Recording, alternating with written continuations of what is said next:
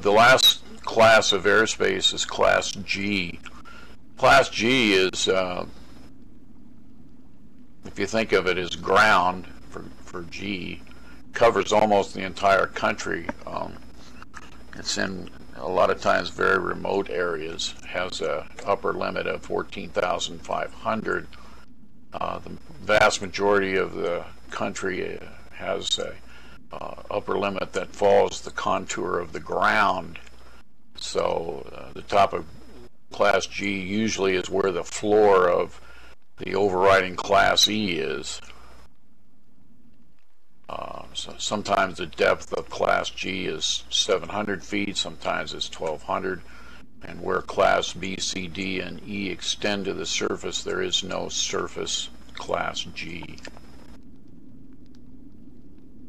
Now there is something called restricted airspace, and down in the right-hand corner, let's see, I'm sorry, I'm not seeing that. Bear with me just a second. Minimum flight level AGL, minimum flight level AG above ground level in Class E. Well, that changes depending on where you are. Surface Class E is indicated by the dashed magenta lines around the airport, and typically that changes. Most Class E is either 700, 1,200, or 14,500. So you need to look for those broad magenta lines with the fuzzy side.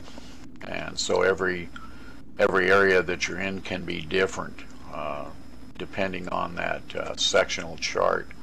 So you always want to refer to that when you're deciding what altitude you're going to fly at. Restricted airspace doesn't mean that you can't be in that airspace. If you have a reason to be in there, then you can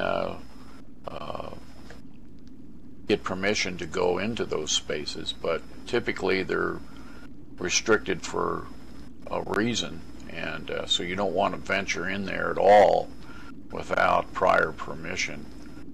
So you need to contact the controlling agency prior to flight in order to get clearance to be in those areas, and historically you better have a good reason to be in them.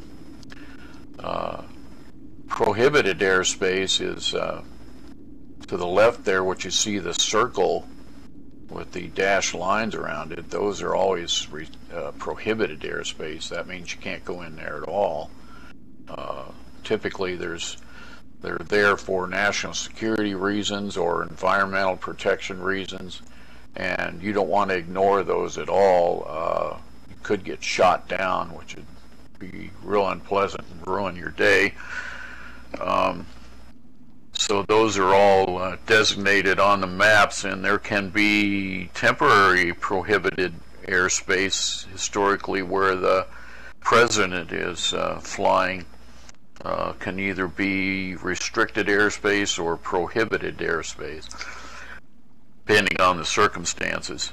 So those and that will appear under NOTAMs, Notice to Airmen.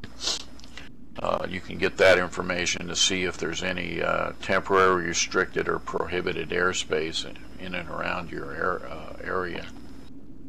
There's military training routes, which I don't have a picture up here. They're depicted as thin light gray lines on the sectional, and it means that pilots will be flying under instrument flight rules, so you better be looking out for those guys. They may or may not see you, and it's dangerous for jet traffic to be flying around light private aircraft, because all they have to do is go by you to take you out of the air. They don't even have to hit you, because they're flying at such speed that the wake turbulence from the airplane, their airplane, can flip you upside down, and they might not even have seen you, which has happened numerous times.